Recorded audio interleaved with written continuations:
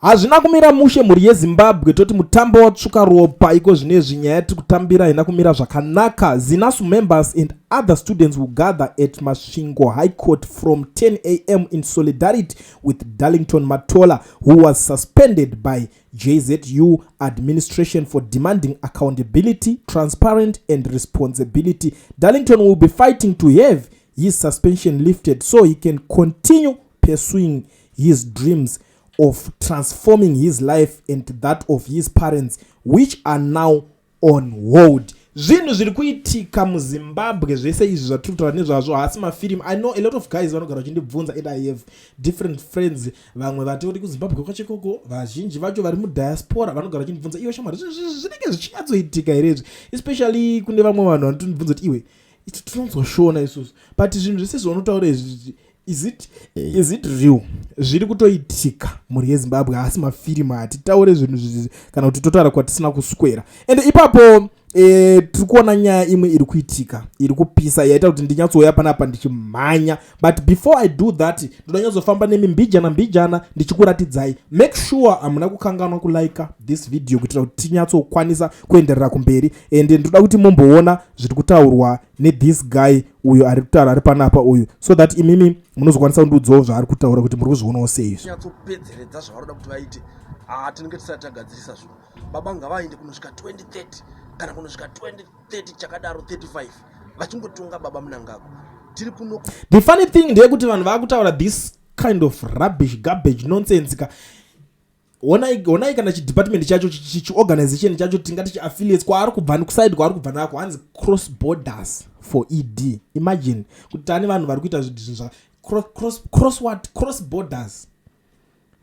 Takananga kupi kwatine takananga senyika? Cause zviri kutomura paground zviri kutomurambira. Atona kuti regedza atongwavha senda pamwe zvichida ndo vaya vanojambisa nemvura vaya kana zvichida ndo vanoita sei vakuti phone ngiriki. Why muri kuti phone ngirikini? Cause they know kuti zvinhu hazvisitombori straight. Panofanira kunge pachitoshandika mushe, panofanira kunge pachitohaseleka zvakanaka, but now vakutopfeka zvima affiliate jazz kuti okay inini ndiri chakati for ED kuti zvinhu zvimufambire. Ndakashamisika ndichinzwa anzi kwane vendors for ED, pastors for ED. Ndikati why not pastors for Jesus? Vendors for ngirikini. Saka muto unofanira kuti uchitojoina these people. Ende vane zvinhu zvavari kuedza kuda kuachieva. Ndo zvandauya panapa kuti ndinyatso kutaura nemi tichionesana mbijana. Ndiri kuona mumwe one of Arakashi ari kubuda ari kunyatsoita bootlicking dzake, because these guys vanenge vachiimbira sadza kuti mangwana vanoda kuzoti vachidzimhanyirira nyaya kuti dzinge zichiitika. Right, ari kubuda kuti all provinces have agreed that ED Mnangagwa should consider the extending his term in office beyond 2030. The parties continue despite that ED has previously turned down the offer. Well, we will not get tired in begging President ED Mnangagwa to answer out call. ED is like a girl, kana uchipfimba unoramba uchiedza kunyangwe iye achiramba hatinete mudhara. It is not President ED Mnangagwa who is seeking term extension but the people of Zimbabwe. You know the funny thing chandinge nishoona pande zvinhu zvese zvinenge zvitaurwa ndoka ndichiseka zvangu kuti ndo kind of bootlicking ko anditi mnenge matumwa kuti nyora zvinhu izvi. These people alright kana vasina kutumwa masalary avanopuwa ndechi ekungoswera vachitaura zvinhu izvozvo. Aiwa tizvo so as if aiwa tiri kumuningira because my dictator even all these guys ndo zvavanoita. Enda chero kune nyika ipi kana ipi. Enda vanoti kuzoti vanhu vangu ndo vari kundidhingina enda ndatozvisiya ende ndatonetawo zvinostressa basa iri. Ndatosiyana naro ini. Imagine. But unongonzwa vakunzi aiwa saka toda kuramba tichimhingina. Saka vari pane pakati pekuita zvinhu izvozvo handiti ndoda kuti tikungobata imwe nyaya futi iri kuitika panapa, and this is something chiri kugara chatotora nzvimbo. Kana kuti alright regedze titange neuyu zvakaitika nezuro izvi because it's very important futi because zvimwe zvanjo afanira kunge zvichikujambirai. During the ZANUPF March West Provincial Inter-District Conference, all district chairpersons, DCC, Youth Affairs and Provincial Youth Executive refused to chant 2030 slogan and refused to endorse the so-called Resolution 1. Politburo member Ziyambi was told to sit down before they could have his liver for lunch. Police was called to calm the situation. My youth anger achivava hands makati vara minda yedu nemombe dzedu ndo nyaya yaiitika. Izvi ndine zuro but tiri kunzwa rimwe rekuti aiwa isusu tiri kutonyengerera vanhu vese ndo vari kudaro.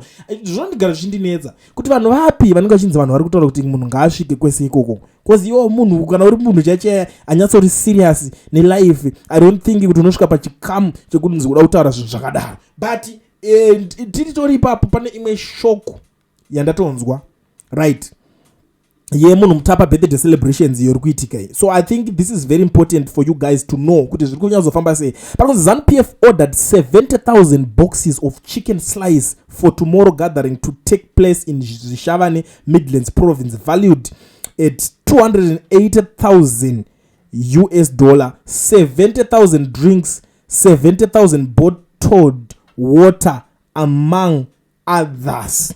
This is the situation. Vanhu vese vamuchaona mangwana vachinzi vachikuenda vari kuno-celebrate that so-called mutapa, that so-called birthday racho iroro, ndo mari iri kunospendwa. But chiri kunyaondorwadza ndechekuti pari kunzi Zanupf ordered.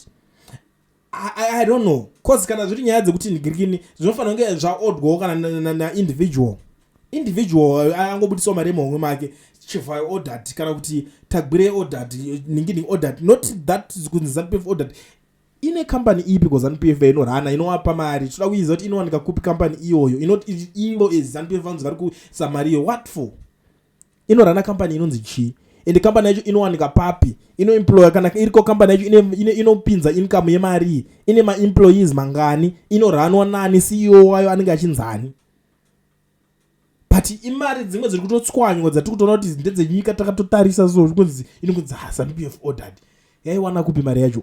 Ndakamboshamisika, I was surprised rimwe gore ndichiudzwa nomwe munhu achindiudza kuti iwe unoziva here kuti Zanupf is the richest part in the region, and I was like munopenga, the richest part kuenda kupi?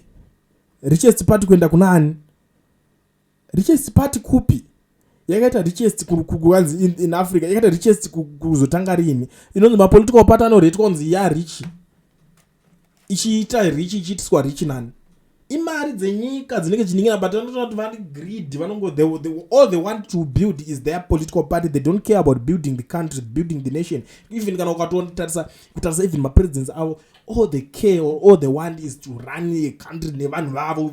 Isusu kana uchida unofanira kunge uri kunigirikini kuti ubenefit, like zvavari kuita zvema-affiliates kuti chakati for ed chakati for chakati, zvinhu zvese zvangoitwa zvemusangano unofunga kuti ine normal country otonzi zvinhu zvese zvinoenda negwara rekunzi gwara remusangano wekuita sei. Election yakapera kudhara, kana munhu ari muoffice, that office he must be the president for everyone, not just a president for vanhu vakamuvhotera vemipati yake kana kuti vanhu vaaitambisa mafrandi. No, hazvifanira kudaro, because uri muoffice inofanira kunge that office inorepresenta chinhu chese chinonzi muZimbabwe, kwete zvokuti unoramba makatipfekera zirigalia muchingotenderera kwese kwori kuenda uri ngoterwa navanhu vakapfeka mazt-shirt. What for? Vanhu ngavapfeke hembe. Zvinhu zvokuti zvinofanira kana even if it's a celebration, of course I understand, kana zviri zvepati yake vada kumucelebrate fine, vanoita vakadaro, but zvokunzi ordered, we want to know, we demand answers kuti mari yacho yabva kupi yazoshandiswa kuitira zvinhu zvese izvi, because hazvichanakidze.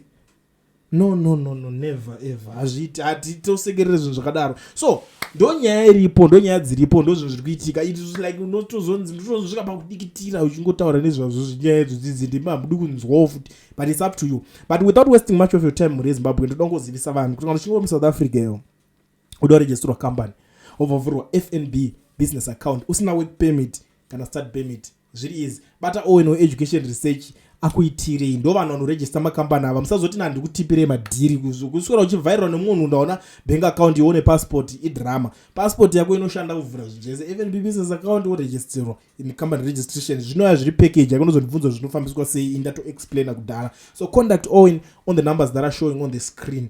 Company yebasa zveipapo hayo inopedza.